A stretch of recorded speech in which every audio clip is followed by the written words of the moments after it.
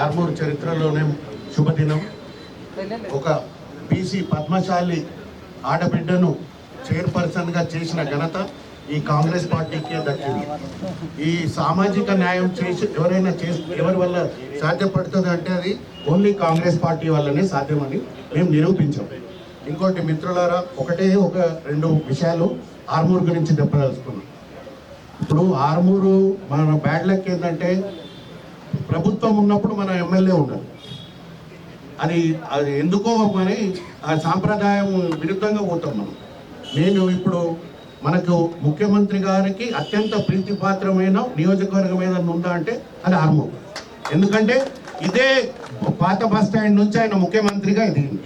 ఆయన లాస్ట్ చివరి పాదయాత్ర ఈడికెళ్ళి స్టార్ట్ అయ్యి ముఖ్యమంత్రి స్థాయికి వచ్చింది కనుక ఇప్పుడు మనకు ఆర్మూర్ అభివృద్ధికి ఆయన ఎట్లాంటి నిధులు ఇస్తాడో ప్రతిపక్ష ఎమ్మెల్యే ఉండగా 130 కోట్లతోని ఇంటిగ్రేటెడ్ స్కూల్ మంజూరు చేసిన కనుక ఓన్లీ రేవంత్ రెడ్డి గారికే దక్కింది, రాజకీయాలకు అతీతంగా.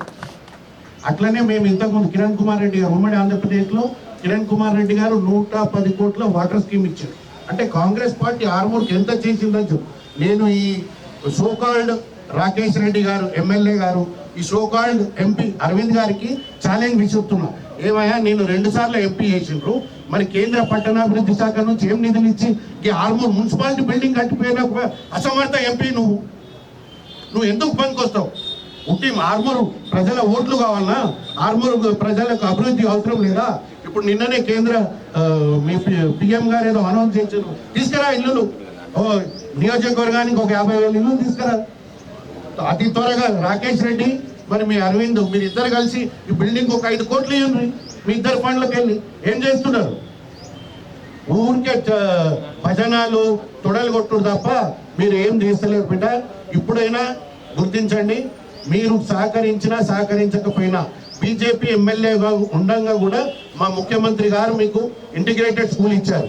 అది ఆయన విజ్ఞానం, ఆయన అభివృద్ధి పట్ల ఉన్నది. మీరు కొద్దిగా ఆయనను చూసి నేర్చుకోండి. ఊరికే తొడలు కడితే కాదు.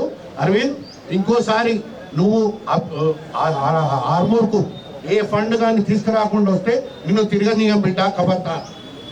మళ్ళీ చెల్లెలు లహరికి అన్న వెంకటరెడ్డి గారికి, మళ్ళీ కొత్తగా కౌన్సిలర్ ఎన్నికైన కౌన్సిలర్లు అందరికీ మీకు భరోసా ఇస్తున్నాం. మనకు సుదర్శన్ రెడ్డి గారి అండ, మహేష్ అన్న ఆశీస్సులు, రేవంత్ రెడ్డి గారి ఆశీర్వాదం మీ మీద ఉంది కనుక మీరు ఒకటే స్లోగన్తో పోయండి.